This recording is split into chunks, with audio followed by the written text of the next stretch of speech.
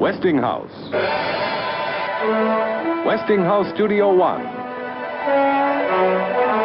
Out of 70 years of leadership in research, out of the vision of America's most advanced engineers, out of the widest kind of experience in electrical manufacturing, come products for home, farm, and industry that bear this respected mark. This mark of quality, the mark of Westinghouse. You can be sure if it's Westinghouse.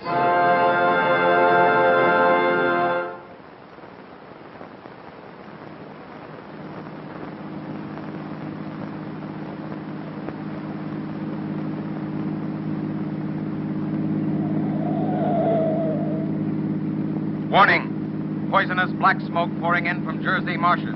Reaches South Street. Gas masks useless. Urge population to move into open spaces. Automobiles use routes 7, 23, 24. Avoid congested areas. Smoke now spreading over Raymond Boulevard.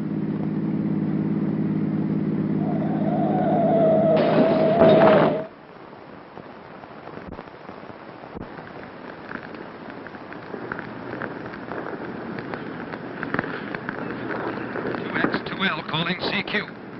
2X, 2L, calling CQ, New York. Isn't there anyone on the air? Isn't there anyone? 2X, 2L. This is the result of panic. The blind, unreasoning terror of men who run and do not truly know what they are fleeing. And this is the factual story of such a panic.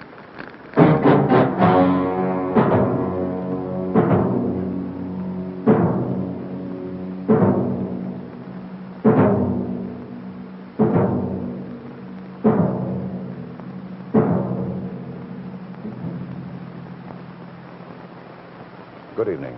I'm Ed Murrow, and this is the story of the night America trembled. It was October 30th, 1938. A night rather like other October nights in other years, except for perhaps two factors. First, it was a year in which the nations of the world, at peace for almost 20 years, had recently seen shattered their comfortable illusion of security. 2,000 miles away, across an ocean now realized to be no longer a safeguard against invasion, the arrogant demands of a power-hungry dictator had short weeks before forced haughty Britain and proud France to agree to the humiliating peace of Munich. Thus, point one, that world events had left men shaken and unsure, hence open to emotional attack against their reason, against their intelligence, and their logic. Point two is somewhat harder to accept, but it's equally valid. It can be traced back countless centuries, beyond civilized mankind's reasoned fear of war, to primitive man's instinctive terror of the great unknown. For October 30th was that mysterious night when dark tradition tells us fiends and demons walk the winds of the world. The one night of the year when even sensible men believe that almost anything can happen. The eve of Halloween, 1938. And in a radio studio of the Columbia Broadcasting System in New York City, the actors and staff of the Mercury Theater on the air were putting the final touches to what was frankly a terror tale, which was to go on the air within a few short minutes. We see them now in the final moments of rehearsal with their director.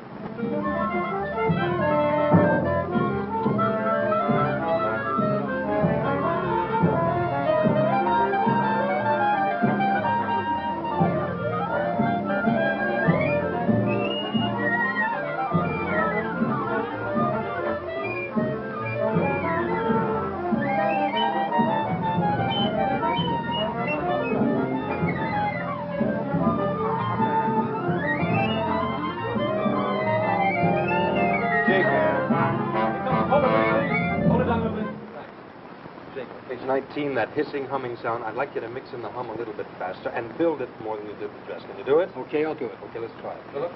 19? Yeah. Yeah, Get up I got it. About here. Yeah. The captain and two policemen advance with something in their hands. As I can see it now, it's a white handkerchief tied to a pole, a flag of truce. If those creatures know what that means, what anything means... Now, wait, something's happening. A humped shape is rising out of the pit. I can make out a small beam of light against the mirror. What's that? There's a jet of flame springing from that mirror, and it leaps right at the advancing men. It strikes them head on. Good Lord, they're turning to flame. Well, that ought to scare the daylights out of them. It does me, and I've been rehearsing it for hours. You never can tell. Radio listeners are pretty blasé now. Bill? Yes, sir. The sequence where you're calling old stations, the CQ call. Page 28. Yeah. Now, build that a shade more. You think you're the last man alive on Earth, so let's have a little more desperation, huh? I don't want to ham it up. Well, it's pure fantasy. Play with all the stops out, okay? Okay. All right. 15 minutes? Right. Okay. All right, everybody, take 10. Positions at 7:55.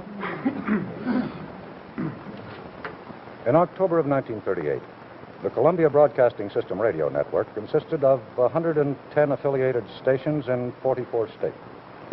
There was practically no sizable community in America which could not be reached by CBS broadcasts. Thus, from Maine to California and from Canada to the Gulf, listeners were tuned to the Mercury Theater on that fateful night. In the eastern United States, the area closest to the scene of fictitious peril, reaction was most vivid and violent. However, it should be remembered that in their behavior, these Easterners were not unique. Everywhere, emotions and reactions were the same. Panic struck universally out of the dark but peaceful sky on a night that began quietly enough.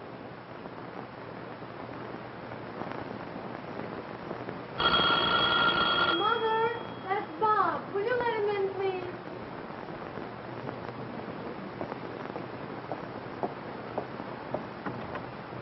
Hello, Bob. Good evening, Miss Morgan. Come on in. Mary will be down in a minute. Thank you. Hello, Mr. Morgan. Hello, Bob. Nice out? Yes, sir. It's swell. Getting chilly? No, it's just right. Perfect football weather. You see the game yesterday? You bet I did. 14-0. Pretty good team this year, huh? 7th in the national ratings. We ought to be first, too. We haven't even been scored on yet. Those 7 Iron Dukes. Think they'll make the Rose Bowl? Well, I'll tell you, I think if we can get by Syracuse and Pitt, we got a good chance. Hi, But if we- Bob. Hi there. Sorry to keep you waiting. That's okay. We got plenty of time. Second show doesn't start for an hour. Oh, where are we going? I thought maybe the Alto, Oh, what's playing there? Ginger Rogers and Fred Astaire and Carefree. You seen it? No, but I'd love to. Good night, Dad. Bob, don't keep her out too late. No, sir. Good night, Mom. Good night, dear. Night, Bob. Good night, Miss Morgan. What's on tonight, Dad? What time is it? Oh, getting on to 8. CBS, the Mercury Theater, NBC, Edgar Bergin and Charlie McCarthy. Charlie McCarthy. I like him. Let's listen to that.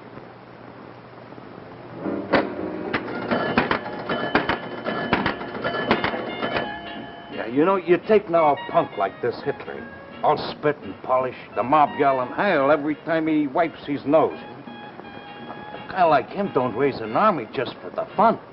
Mark my words, there's gonna be trouble. Maybe even sooner than you think. Hitler's just a big bag of wind. Oh, I don't know about that now. Phyllis. He already grabbed Austria and Czechoslovakia, ain't he? Now he's got his eye on Poland. A big bag of wind. Well, everybody made the mistake was they never should have buckled under him from the beginning. If they just told him to go jump in the lake, well, what could he do? Huh? Huh? France on the west, Russia on the east, Mussolini in the south. He can't move a muscle in any direction. Yeah, he could go up. Up? Yeah, hit all of a sudden from the air, anywhere he likes. America even. America? Sure, why not? Oh, I'd like to see him try to bomb this country. Yeah, you maybe, but not me. Because he just might get away with it. I don't want to be nowhere around when the bomb starts falling. You know, you sound like them Europeans. They're all too yellow to call us bluff. Yellow? What do you mean yellow, huh? Well, I just said... Yeah, I heard what you said. You think I'm yellow, is that it? Now, wait a minute, Come Tom. on. He didn't Now, mean let you. go of me. How about that? You think I'm yellow? Now, look, you two, I don't want no trouble here. Lay off, will you? I didn't mean you. I just meant anybody who won't stand up and fight for his country. Yeah. I'll fight for my country, same as the next guy. Don't think nothing different, huh?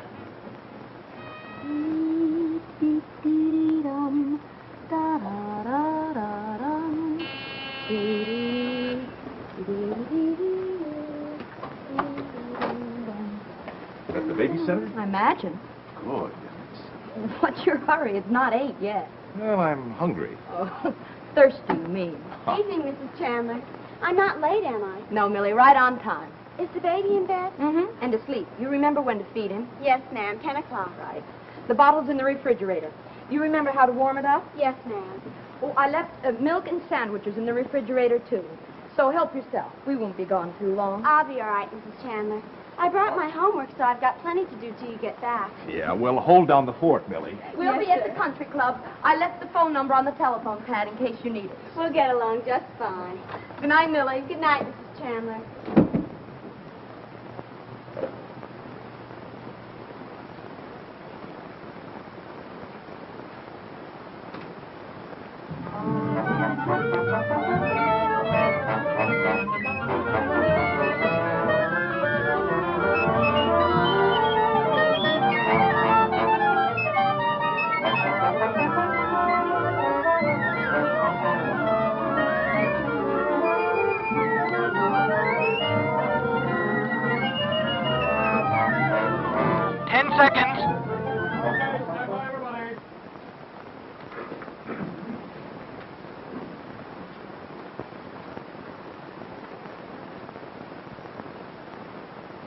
The Columbia Broadcasting System and its affiliates present the Mercury Theater on the Air in War of the Worlds by H.G. Wells.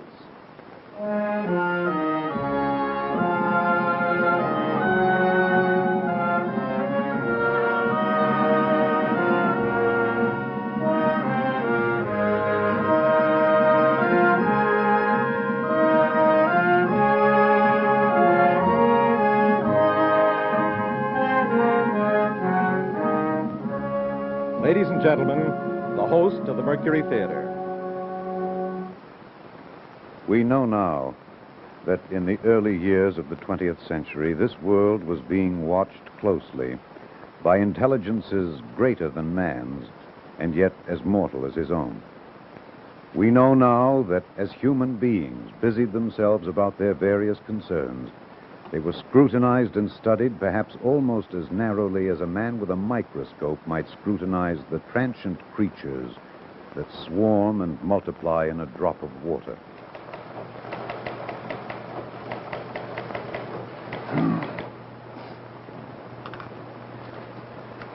Any action, Mike? Not a thing. Get the coffee? Yeah.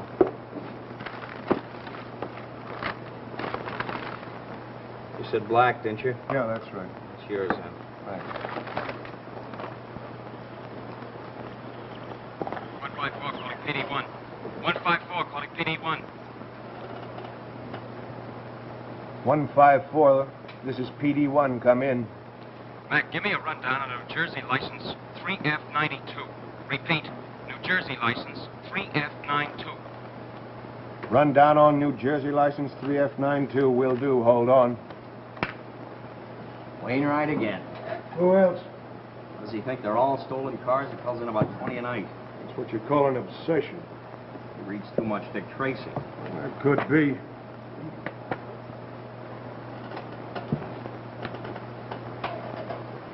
PD1, calling 154. Go ahead, PD 1. Description, New Jersey license 3F92. 1936 blue two-door old sedan. Registration A 387564.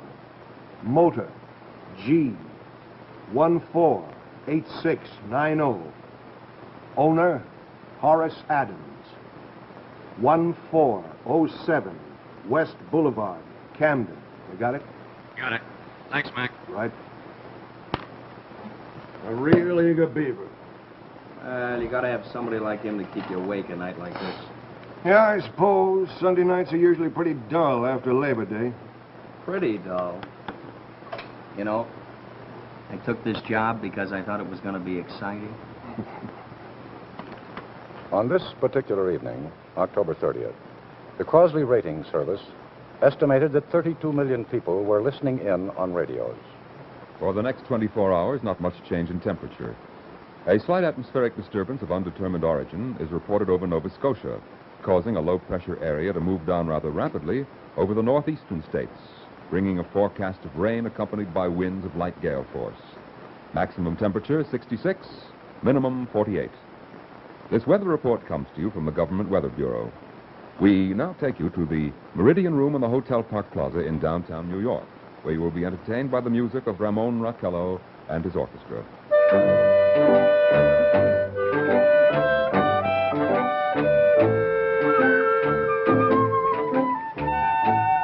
Good evening, ladies and gentlemen.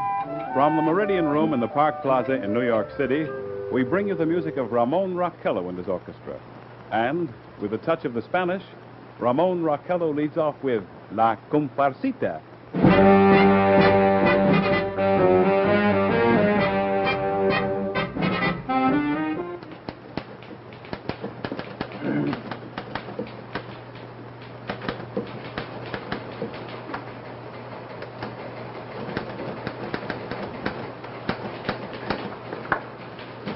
Thanks, Tommy.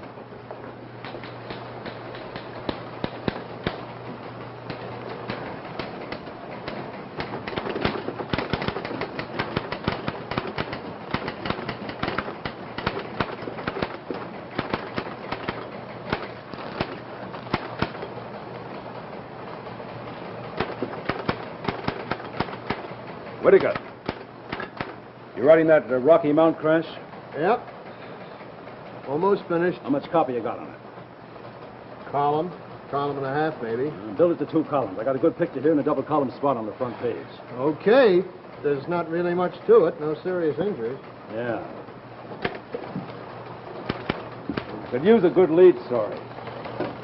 All I've got is a community fund report. That's the trouble on Sunday nights. Nothing ever happens. That's right. That's the trouble with Sunday nights in the news business. Nothing ever happens. These people are comfortable, relaxed. You might say even bovine in their smug complacency. It's a Sunday night like other Sunday nights. Quiet, uneventful. America is at peace. There's no threat of war. They have no way of dreaming that within a few short minutes, their complacency is to be rudely shattered by an actor's voice speaking lines from a play.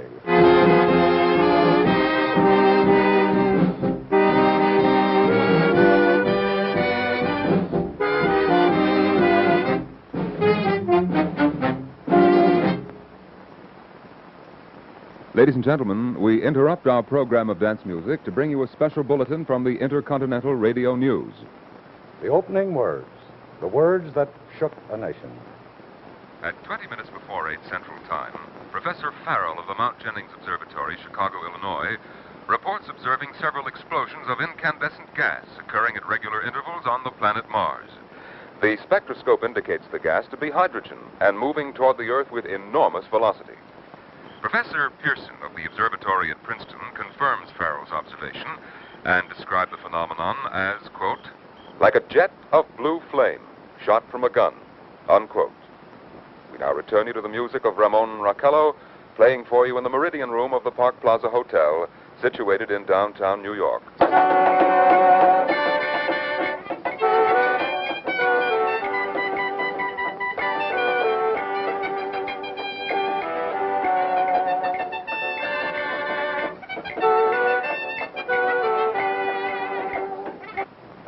One troubled face out of 10. But this is the face of dawning panic on the night America trembled.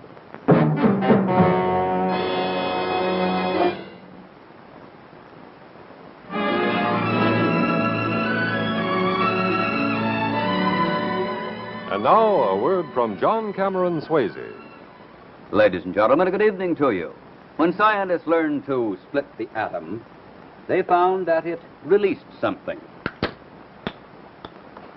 It was energy in the form of heat. But it wasn't much from just one atom, so they set up a chain reaction like this.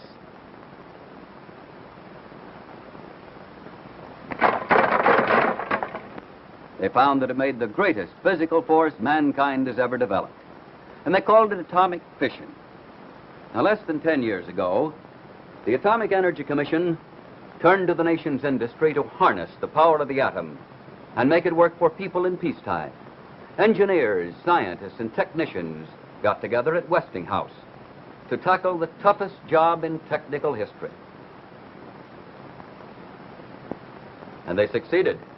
They produced usable atomic energy, the kind that drove the submarine Nautilus over 60,000 miles without refueling. And that's only the beginning of a bright new world. Later this year, many of the lights of Pittsburgh will be lit with still another Westinghouse-built reactor, the Shippingport Power Plant, a joint venture with Duquesne Light Company and the Atomic Energy Commission. And if you wonder what putting atomic energy to work means to you, here's the man who can answer your question. He's the man who set up the Atomic Power Division of Westinghouse, Mr. Charles Weaver, Vice President for Atomic Power. Thank you, John. Today, atomic power isn't just a hope. It's as much a fact as coal and oil. Just as coal and oil started new industrial progress, atomic energy marks the beginning of a new era, with new comforts, new power to get where you want to go and do what you want to do. Putting this new atomic force to useful work is a source of great satisfaction to us at Westinghouse. Yes, in atomic power, too. Westinghouse is first with the future. The Night America Trembled. We are bringing you the true story of the most memorable dramatic broadcast in the history of radio. The Mercury Theater's unforgettable dramatization of War of the Worlds. The broadcast has just begun. Its effect is not yet beginning to make itself felt in the cities and hamlets of a nation soon to be caught in the grip of ungovernable terror.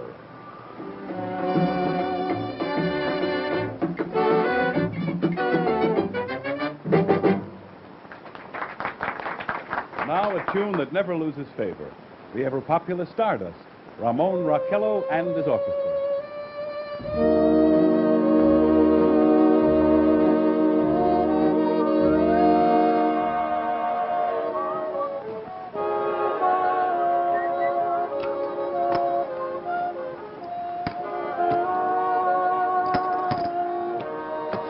Cards, gentlemen.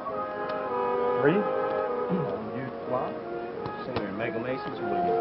Sure. One big one? Oh. Okay, dealer takes 2. Open a bet. Check the one card drawn. Check. Ladies and gentlemen, following on the news given in our bulletin a moment ago, Try the to Government find out. Meteorological Bureau has Okay. requested the large I'll up your observatories of the country to keep an astronomical watch on any further disturbances occurring on the planet Mars. Due to the unusual nature of this occurrence, we have arranged an interview with the noted astronomer, Professor Pearson, who will give us his views on the subject. In a few moments, we will take you to the Princeton Observatory at Princeton, New Jersey. We return you until then to the music of Ramon Raquello and his orchestra. Who cares? You turn that off. Turn it off. I'm studying. If you want to study, go up to your own room. I'm the gregarious type, okay?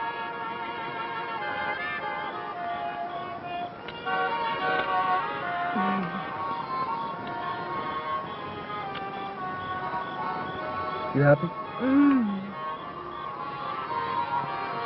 This as good as the movie? Better. Look, it's a shooting star. Hey, that was a bright one.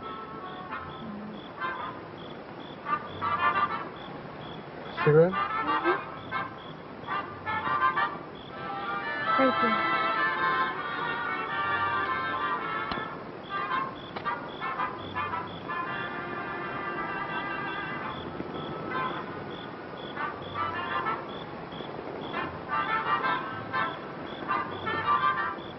Nothing.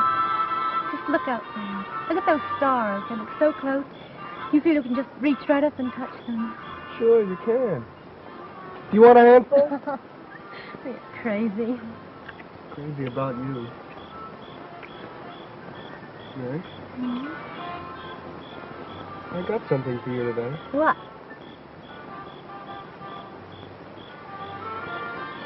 This.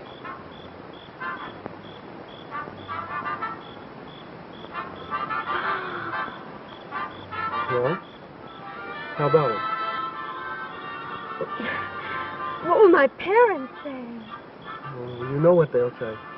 They'll say we're too young, too immature, but they've been saying that for a year. What do you say? Shall we? Tonight, right now. I'd like to, Bob, but... What's the matter? Aren't you sure? Of course I'm sure. Well, then.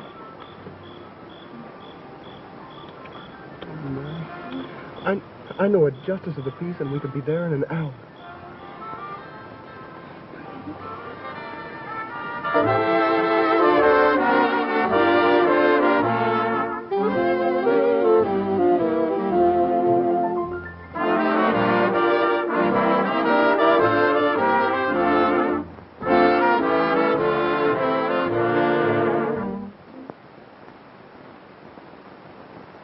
Ladies and gentlemen, a special announcement from Trenton, New Jersey.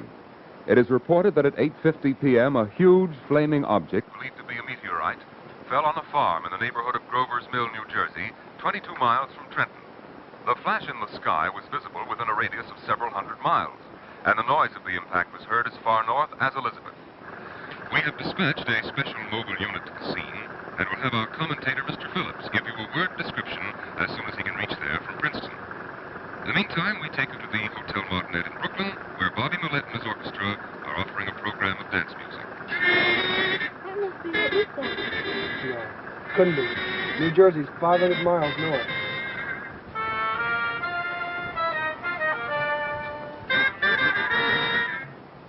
We take you now to Grover's Mill. Ladies and gentlemen, this is Carl Phillips again at the Wilmot Farm, Grover's Mill, New Jersey. Professor Pearson and myself made the 11 miles from Princeton in just 10 minutes. Well, I hardly know where to begin to paint for you a word picture of the strange scene before my eyes. I guess that's the thing directly in front of me, half buried in a vast pit. Must have struck with terrific force. The ground is covered with splinters of a tree it must have struck on the way down. Now, what I can see of the object itself doesn't look very much like a meteor, at least not like the meteors I've seen. It looks more like a huge cylinder. The color is sort of yellowish white. Curious spectators now are pressing close to the object in spite of the efforts of the police to keep them back. One man wants to touch the thing. He's having an argument with a policeman. And the policeman wins. Now, ladies and gentlemen, there's something I haven't mentioned in all this excitement, but it's becoming more distinct. Perhaps you've caught it already on your radio. Listen. You hear it? It's a curious humming sound that seems to come from inside the object. Now, I'll move the microphone closer. Now, here we are. Now, we're not more than, 25 feet away. Can you hear it now?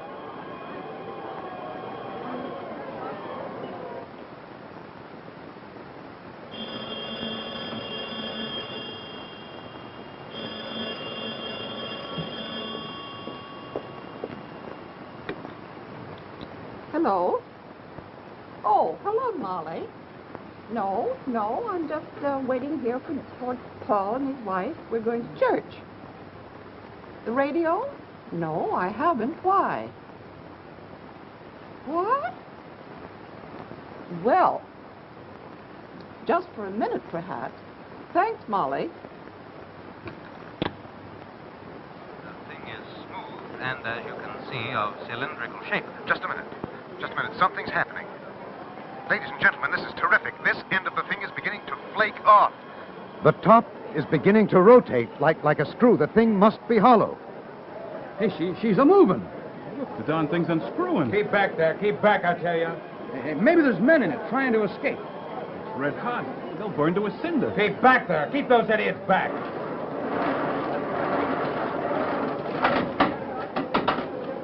She's off. The top's loose. Look out there. Stand back. Ladies and gentlemen, this is the most terrifying thing I have ever witnessed.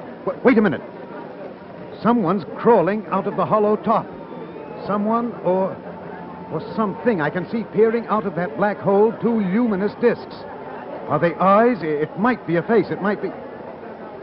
Good heavens, something's wriggling out of the shadow like a gray snake. Now it's another. And another. They look like tentacles to me. There, I can see the thing's body. It's as large as a bear, and it glistens like wet leather. The face, it's indescribable. I can hardly force myself to keep looking at it. The eyes are black I'm going to and turn this clean like a off. serpent. No, Bob. Mouth is V-shaped with saliva dripping from its rimless lips that seem to quiver and pulsate. The monster, or whatever it is, can hardly move. It seems weighted down by possible gravity or something.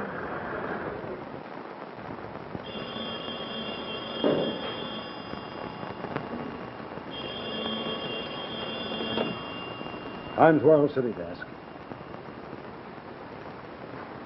A what? Wait a minute. Hey, Johnny, you got anything on the wire about a meteor falling in New Jersey? No, man, we haven't got anything on it. Nothing at all. No, man. Don't mention it. What do you suppose is ailing her? Why? What's up?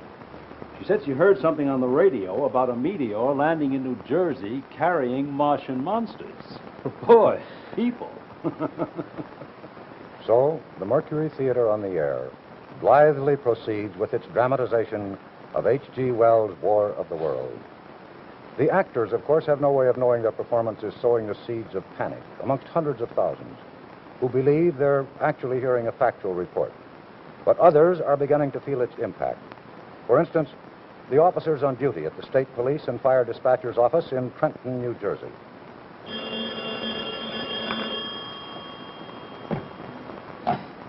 State Police. No, sir, we don't know anything about that. Sir, there is no Grover's Mill in New Jersey. There's a Grovesville, but there's no Grover's Mill. I can't help it, sir. What the radio says, there's no such place.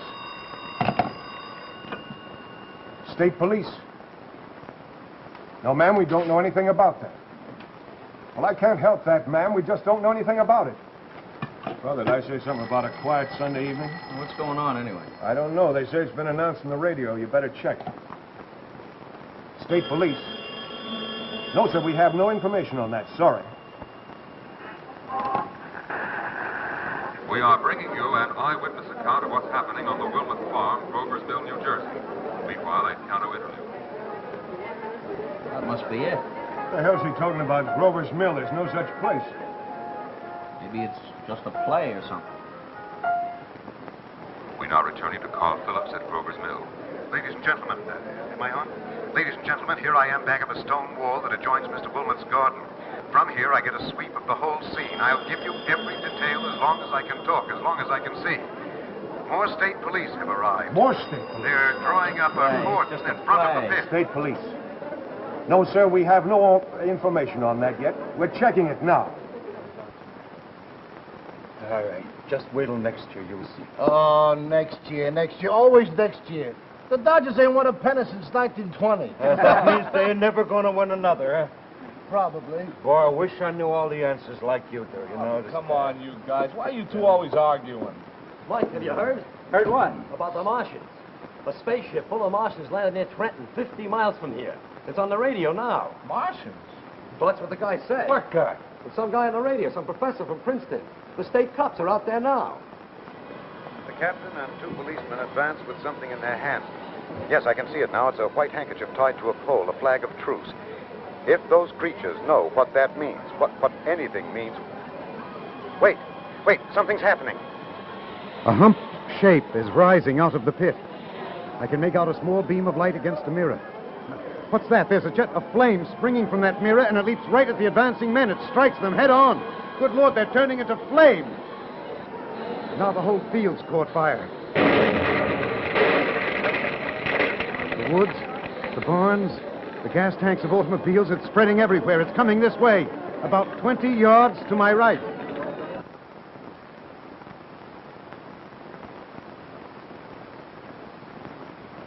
Ladies and gentlemen, due to circumstances beyond our control, we are unable to continue the broadcast from Grover's Mill. Evidently, there is some difficulty with our field transmission. However, we will return you to that spot at the earliest opportunity. Well, come on. In the meantime... Come on, we gotta get down there fast. I got a car. Down where? Down at Grover's Mills. Well, where's Grover's Mills? Somewhere near Trenton, I think. Oh, now, wait a minute, fellas. We don't know what this is all about. Oh, don't know. It's like I told you. It's the Nazis. The guy on the radio said it was monsters from Mars. It's Nazi air raids. Come on. We got to... Hey, you guys, wait for me.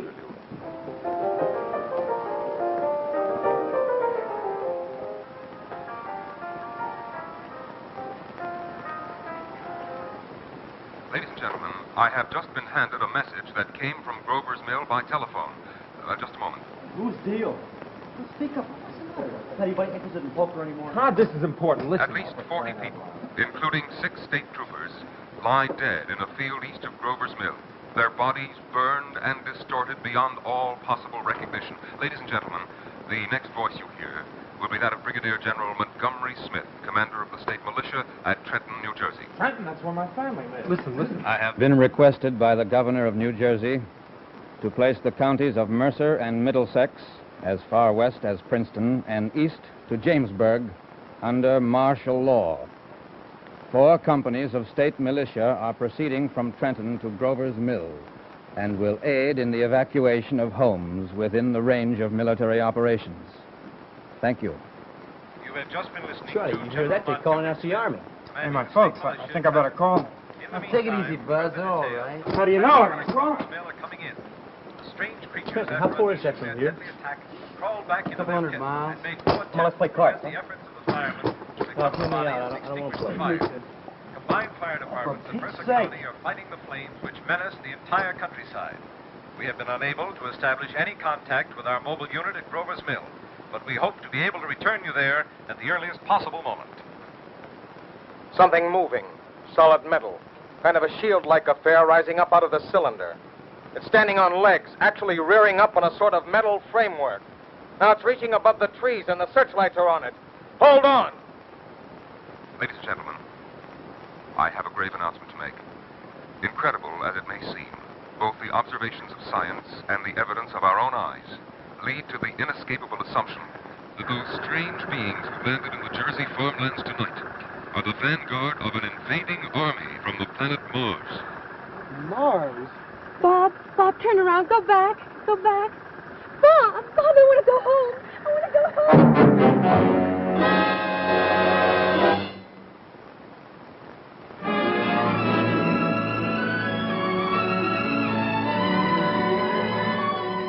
And now, back from vacation, here's Betty Furness. Welcome back, Betty. Thank you. It's very nice to be back. And now, I want to show you an exciting new symbol. And here it is.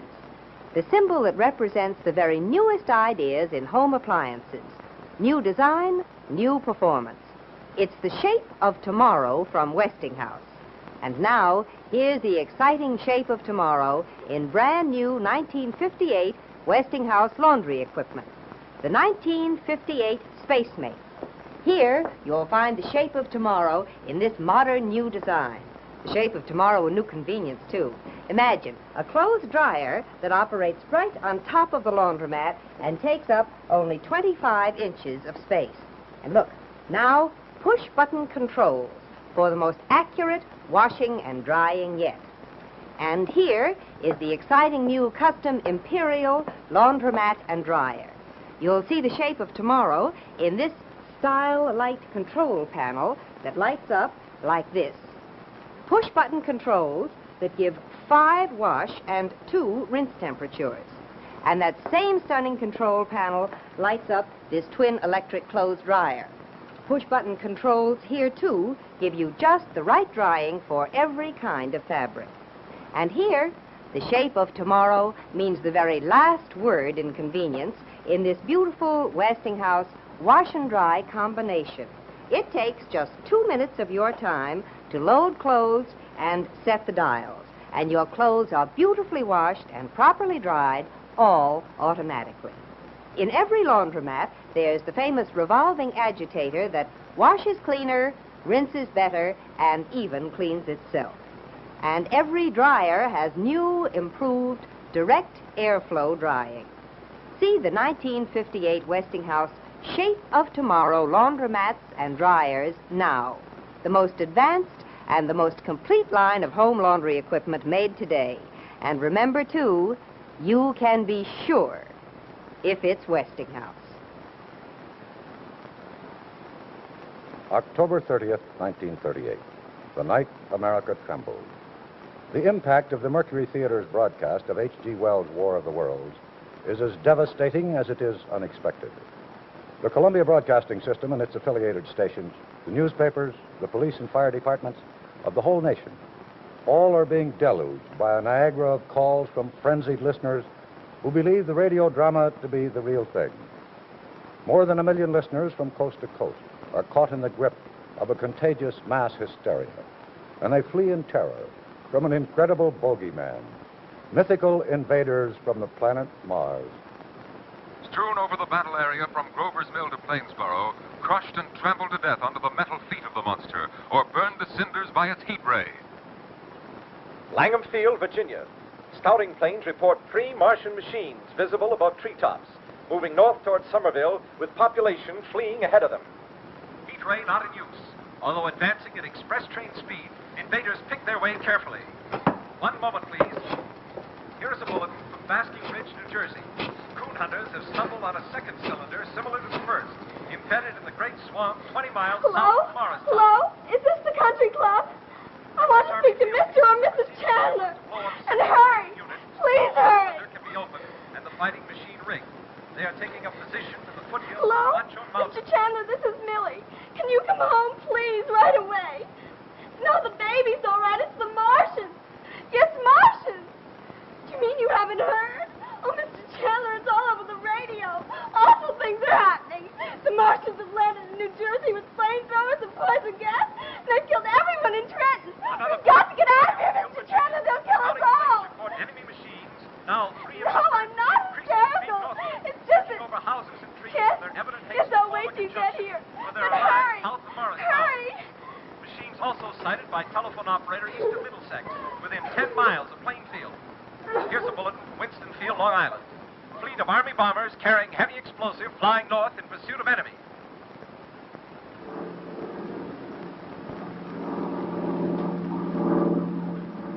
Army bombing plane V-843 off Bayonne, New Jersey.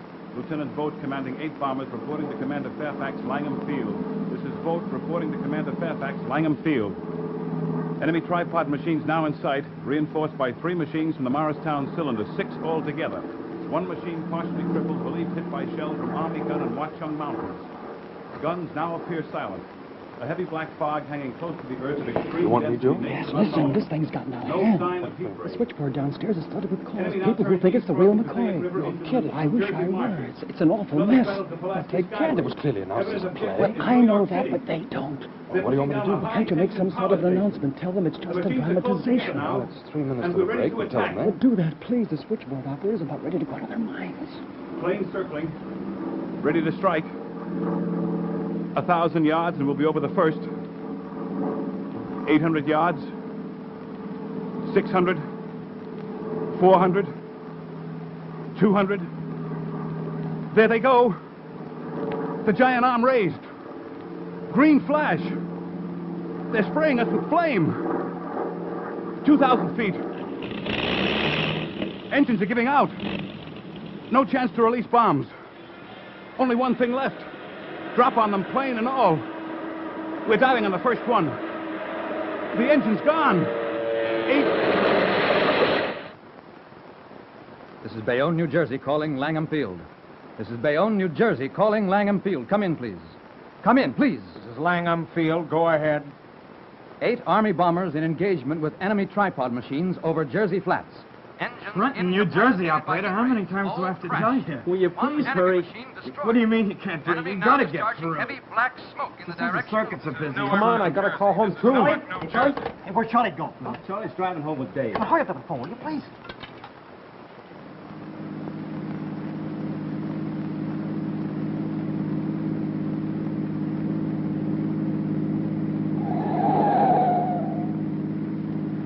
Warning. Poisonous black smoke pouring in from Jersey marshes.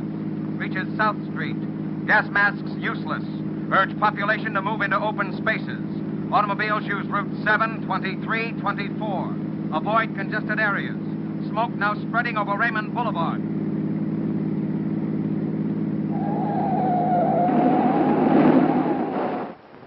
It's just a radio play, sir. State police. No, ma'am, it's just a radio play.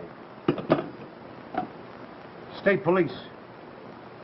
No, sir, it's just a No, sir, we have no official confirmation, but we believe it's just a radio play. Got anything yet, Browning? No. Wait a minute. Somebody's coming in now. Hey, this is it. State police. It's What just we a radio thought. play, ma'am. Attention Yes. all units. Attention We're not all sure units. we think so. There is Yeah. no invasion You're from welcome. Mars. The invasion panic is the result of a radio broadcast. Repeat, there is no invasion from Mars. Proceed to distribute just this a radio play, information sir. as quickly as possible. Yes, sir, we're positive. Attention all units. Attention all units. I'm speaking from the roof of the broadcasting building, New York City. The bells you hear are ringing to warn people to evacuate the city as the Martians approach. Estimate that in the last 2 hours, 3 million people have moved out along the roads to the north. Hutchison River Parkway still kept open for motor traffic. Avoid bridges to Long Island, hopelessly jammed. All communication with Jersey Shore closed 10 minutes ago. No more defenses. Our Army wiped out. Artillery, Air Force, everything wiped out. This may be the last broadcast. We'll stay here to the end. Oh, Jane, it's the end of the world. We're all going to die. I just heard it on the radio. Give me a ticket. Anywhere. As far as this will take me. And hurry. The Martians are coming. Black smoke drifting over the city. People in the streets see it now. They're running towards the East River. Thousands of them dropping in like rats. Now the smoke's spreading faster. It's reached Times Square. They're falling like flies. Now the smoke is crossing 6th Avenue, 5th Avenue. It's 100 yards away, 50 feet. What on earth's the matter with you? The baby! The monsters! The monsters are going to kill us! Now, monsters, what monsters? What are you The radio! Radio? Dead. The announcer must be dead. 2X2L calling CQ. 2X2L calling CQ. 2X2L calling CQ, New York. Isn't there anyone on the air? Isn't there anyone? 2X2L. It's just a radio play, sir. The whole city must have gone nuts. You mean the whole nation? The AP says the same thing's happening everywhere. This is the lead story I wanted, and I can't even find time to remake the front page. When is this ever going to end? It's just a radio play, man. No, man. There is no invasion. It's just a radio play. Engine Company 5 and Chemical 3 to Somerset and Hey, Ward. where's Grover's Mills? What? We come to volunteer. Volunteer? Yeah, the Nazi war place where they land. Oh, it's the Martians. No, Somerset and Ward. There are Attention no all Martians. units. There are no Attention all Nazis. units. It's just a radio There's play. no Now go invasion home. from Mars. Repeat. A radio There's play. no That's all. Now beat it. Get out of here. But, Chief, it was clearly announced as a play. Here's a publicity release in tonight's paper. Now, listen. When the Mercury Theater on the Air broadcasts over the Columbia Network at 8 p.m., they will do H.G. Wells' War of the Worlds. This is one of the first shows about Martians. It tells how the octopus-like creatures from Mars lay waste the Earth until there are only a few humans left. Yes, that's absolutely right. Every paper. Well, how clear can you make a thing? All they had to do was check.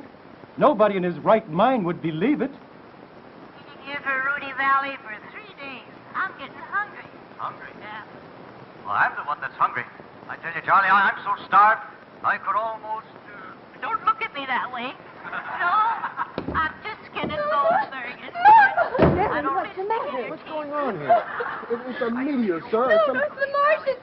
They're coming after us. They're destroying the world. Martians? What are you talking about? It's on the radio. We've been listening to the radio ever since you left. We haven't heard anything about it. I don't get it. It ought to be on every station, I'm Turn sure. to CBS. This is your host, ladies and gentlemen. Out of character to assure you that the War of the Worlds has no further significance than as the holiday offering it was intended to be.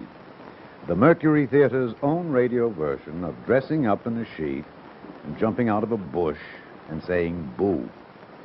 Starting now, we couldn't soap all your windows and steal all your garden gates by tomorrow night, so we did the next best thing. We annihilated the world before your very ears and utterly destroyed the Columbia Broadcasting System. Now, you will be relieved, I hope, to learn that we didn't mean it, and that both institutions are still open for business. So, goodbye, everybody, and remember, please, for the next day or so, the terrible lesson you learned tonight. That grinning, glowing, globular invader of your living room is an inhabitant of the pumpkin patch. And if your doorbell rings and nobody's there, that was no Martian. It's Halloween.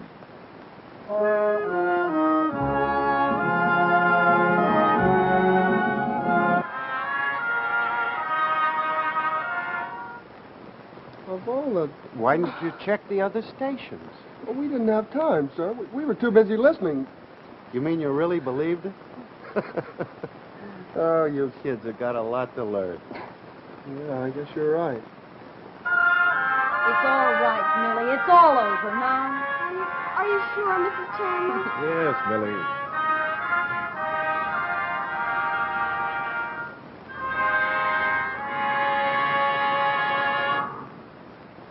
This is CBS, the Columbia Broadcasting System. For the listeners who tuned in to the Mercury Theater on the air broadcast tonight and did not realize that the program was merely a radio adaptation of H.G. Wells' famous novel, The War of the Worlds, we are repeating the fact, made clear 4 times on the program, that the entire content of the play was entirely fictitious. But I don't understand. And it was just a radio play, Millie. I can't believe it. It was so real. Ah, yes, it was so real. So real that it completely fooled poor Millie and more than 1 million others who slowly came to their senses and realized they'd been panicked by a colossal Halloween joke. And what were their reactions? Well, many laughed, with perhaps just a touch of hysterical relief in their laughter. Me scared? Of course not. I knew it was a play all the time. Sure, me and the old woman, we run down the streets, mingle with the crowds, but we wasn't scared ourselves, just for the kicks. See how the others was taking it. You know what I mean. Others were somewhat indignant. A fine trick to play on people. My sister passed out. All the kids were screaming their heads off. The whole house was in an uproar. Is that what you call entertainment? And still others were furiously angry. Hello, CBS. See here, what are you going to do about me? I'm 300 miles from home without a penny in my pocket. Where am I calling from? Buffalo, New York. That's where I'm calling from, and it's all your fault. So the reactions of the period. But there is one thing we must not overlook. All this took place in 1938, in a less sophisticated yesteryear that did not know the atom bomb, guided missiles, and rockets that may shortly fly to the moon. 20 years ago, the concept of an alien race was novel to us, hence alarming. Today, we realize that Mars is very near, closer perhaps in time than we imagine. There is every reason to believe that long before the Martians come to us, we will go to them. I wonder if we'll panic them as they did us on the night America trembled.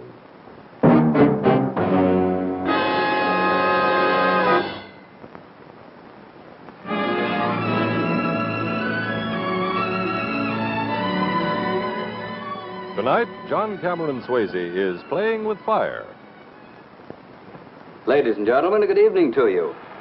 I'm using this torch as a high concentration of heat. Now I ask you to tell me whether heat is a friend or an enemy. Heat will light a friendly cigarette, but it can also burn up hard-earned money if I let it. Heat runs power stations that make electricity. Here's one of the most efficient producers of electricity in the world, the Kiger Creek Station of the Ohio Valley Electric Corporation. It's more efficient because Westinghouse engineers have found new ways to harness extra heat to run these turbines. Big turbine blades, for example, look like this. Until recently, they could only stand so much heat and pressure. The limit had been reached. No available metal could lift the problem. So Westinghouse metallurgists came up with a brand new kind of steel that raised the limits of heat and cut the cost of making electricity. One of these pieces of steel wire is made of Westinghouse metal. It will stand the kind of heat we're talking about. The other won't. Metal developed in Westinghouse laboratories will help this power station to produce more electricity for less money.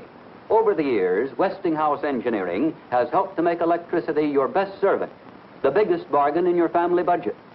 Improvement on top of improvement has made Westinghouse first with the future, in research, in engineering, in new ideas. You can be sure if it's Westinghouse.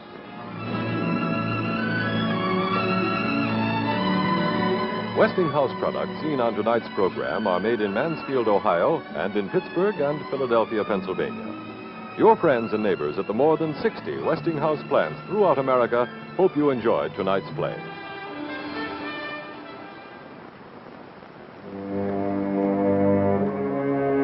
Next week, Westinghouse Studio One presents First Prize for Murder. Written especially for Studio One by Phil Reisman, Jr., based on a story by John D. MacDonald, starring Darren McGavin. Who is Nathaniel Arch? No one has ever seen him. Here is the best available picture of the mysterious Mr. Arch. All that is known is that he wrote the mystery novel Double Dead, which has won Mystery Writers of America's prize for the best novel by a new writer. It is not widely known, however, that Double Dead reveals the details of an actual double murder that the authorities have never been able to solve. Be sure to join us next week to find the answer to Who is Nathaniel Arch? In First Prize for Murder, starring Darren McGavin.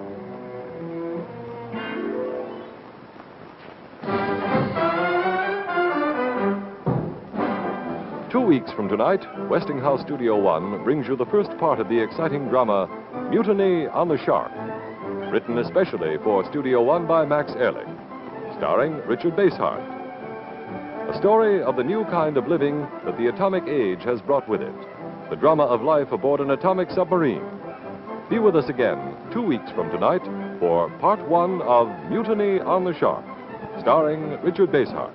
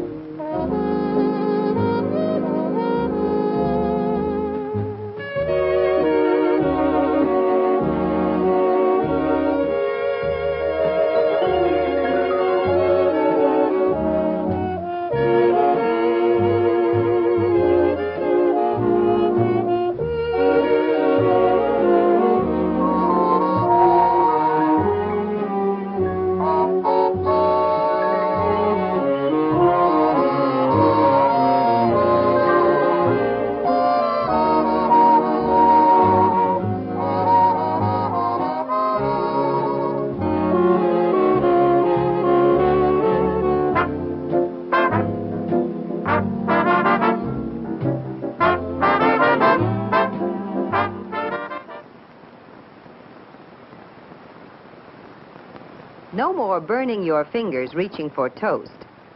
This beautiful new Westinghouse toaster with this exclusive lift-up lever lifts small pieces an extra inch. Buy now. Save $6 on confection colors model, $4 on chrome model. Your choice, only $15.95.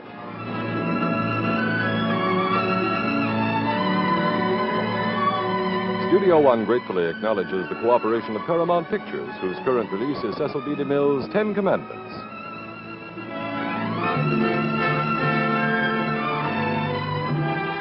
Westinghouse Studio One has come to you from New York and has been selected for viewing by America's armed forces at home and overseas. This is Art Hannes saying good night for Westinghouse.